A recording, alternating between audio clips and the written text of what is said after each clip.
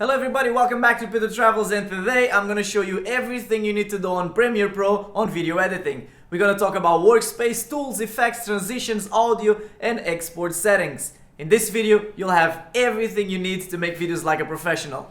On my previous tutorial, I showed you 5 easy steps on how to make a simple video. The link is just here on top if you wanna have a look. But today, we're gonna go deeper into Premiere Pro. Let's get to it.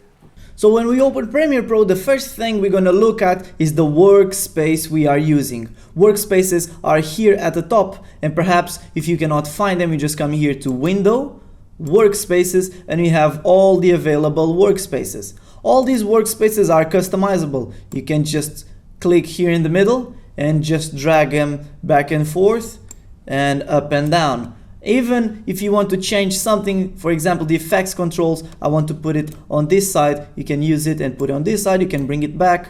Then you can save this workspace that you just changed or created. If you come here on Window Workspaces, you can save them as a new workspace, and you can save the change to this workspace. So if perhaps you select one of these workspaces and you change something and you want to keep it that way, you just press save to this workspace. So in this workspace thing, there is no right or wrong. You should create your own workspace the way it's easier for you to work. So with the workspace arranged, it's time to import all our media into the project. There are many ways to do it. You can go to File, Import, and it comes this page where you can import all our footage. You can come to the project, right click it and choose Import, the same way as before, or you can do the easier way, which is the way I usually do it. You have your folder with all your footage, you just need to drag it all to the project itself, and here you have all the footage. With now all the media, we need to create a sequence, and we do that by right clicking on a project folder, select New Item and Sequence. I already have my project preset here, but if you don't have one, you can come here to Settings, make your own preset and save it as a new preset. For example, I'll save it as Test. I'll press OK, and here you go. Here is the one we just created. But for the purpose of this video, we'll use the one I always use, YouTube 4K, and then we'll press OK. And by doing this, I don't need to make a new preset every time I need to make a sequence. So I just press that one, and that's it. Now that we have a sequence already, we can start importing the footage into the timeline. And there are a few ways to do this. The easiest way is just grab any video and drag it onto the timeline. But I do advise, instead of doing this, to double click on the video and automatically comes up to the source panel. Now from here you need to select the part of the video that you want to use by pressing the mark in and the mark out. So I find the spot where I want to start the video, I press mark in, I let the video go, I stop the video, and then I press mark out, and I selected only this part of the video. Now the only thing I need to do is to grab the video and drag it onto the timeline. And as you can see, I only have the part of the video I need, not a very long one. Now I can keep doing this for the rest of the videos I have here. Now that we imported already all our footage onto the timeline, we need to talk about tools. And the first one we're going to talk is the selection tool. Is the one we use most to grab our clips, put them up and down, backwards and forwards. Then we have the track select tool, which is this one here. You have two options, forwards and backwards. If you use the forwards and you press any clip, it's going to select everything that is forwards to the video. If you select the other one and you click on the video, it's going to select everything that is backwards to the video. After that, we have the ripple edit tool. You can use it here on the end of the video and bring it back and bring it forward. And what this does is to shorten the clip or make the clip longer by dragging everything else in front of the clip. After that, we have the rolling edit tool, which does the same thing but extends the clip and shortens the clip that it's in front or the clip that it's behind. After that, we have the rage stretch tool. For example, I have this video here. I want to compress this video to make it go faster, as you see. Or if I bring it back up, it makes it go slower. So you can stretch and compress the video. After that, I have the razor tool, which is very simple to use. Anywhere you press with this tool, you're gonna make a cut on the video or on the audio as well. So then we have the slip tool. helps you move the image of the clip back and forth without changing the clip from its original place. Then we have the slides tool, makes you move the clip backwards and forwards, and it'll be eating the clips in front of it to relieve. If I go backwards, it's gonna eat the clip behind, and if I go forward, it's gonna eat the clip in front of it. Then we have the pen tool, which is used to create shapes. And then we have the hand tool, which we use to go back and forward on the timeline.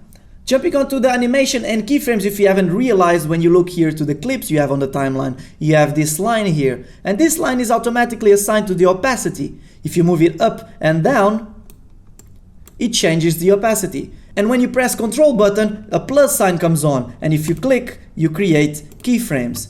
Now, for example, I created these two keyframes. I'm going to leave this keyframe at 100%, but I'm going to bring the rest of the video to about 50%. So now when I press play, the video is going to start 100% and will fade to 50%. You can play with the keyframes this way, but if you come to the effects control panel, you can do the same to any of the settings you find here, as long as they have a stopwatch. You press on the stopwatch to activate it, and you can add the keyframes by pressing this small dot. Going now to the effects panel, you have the audio and video effects and transitions, and by dragging them onto any video you can easily make a nice transition and effect. If you perhaps have many clips that you want to apply a certain effect, you can create an adjustment layer. Place it over the videos that you want, and you can apply the adjustment layer onto the video. So what you do is you right click here on the project, you select new item, adjustment layer, you press OK, and you drag the adjustment layer on top of the video you want to make the effect. So then you just come on video effects, you choose any of the effects, for example camera blur, and you apply it onto the adjustment layer. Here on the effects control you can adjust how much blur you want. So after applying the effects to adjustment layer, you can drag the adjustment layer on top of all the videos you want that effect to be applied to. And one of the most important things on video making is the audio. And the first rule you should follow is that the audio should never go above 0 decibels. And if it touches that mark, the red square will light up here. Usually, I make sure my videos don't go above -1.5 decibels to leave some space to work with the music and the sounds. And for you to make sure your video doesn't go above that mark, you can right click on any of the audio. You can go to audio gain and select normalize max peak. You can choose, for example, as I use -1.5. You just press OK, and then all the sound in this clip will never go above that amount. In its example, -1.5. If you perhaps want to move the audio from the clip without moving the video, you can just right click, unlink, and then we separate the video from the audio, and then we can move the audio to wherever we want. And now to spice up things, we are moving to the colors. You have a panel here on your right called Lumetri Color. This is where you can correct the colors and create the mood for your videos. You have the basic correction, where you can change the exposure, contrast, and white balance and many other things by just sliding these dots forward and backwards. If you double press them, they'll go to their original place. Then you have the creative, the curves, and the color wheels, when you can color grade your video, making it look the way you want. Now that we created our video, edited the audio, corrected and graded the video, it's time to export it. Just select the timeline by pressing anywhere on the timeline, and you'll see the timeline is selected by this blue line around it. Then you just need to go to File, Export, Media, and this page will open. For other videos might be different, but for YouTube there is an already made preset to export videos. You click on Preset and you can choose any of the presets we have here. In this case, we're going to choose the 4K option. And then if perhaps you don't see this option, just make sure you have the correct format, which is the H.264. Before exporting, we need to make sure we select the right folder to save our video and it give an appropriate name. So we just press here, we just choose any name we want, for example, test, and just press save. After all of this, we just double check if everything is correct here. I usually click on render and maximum depth and use maximum render quality. I don't know if this makes a big change on the output of the video, but I just rather have it checked. So then we just press export. And this is everything you must know on Premiere Pro to edit videos like a pro. And believe me, professionals use the same tools and things I just showed you. The only difference is that they are already very used to the tools we have here and they can be a bit more creative with the things they make. Because in the end, Premiere Pro is just a tool. I hope you enjoyed this video and please give it a like and subscribe to the channel. Every Tuesday I'm uploading tutorials on how to make videos and use certain software. So, I'll see you next Tuesday.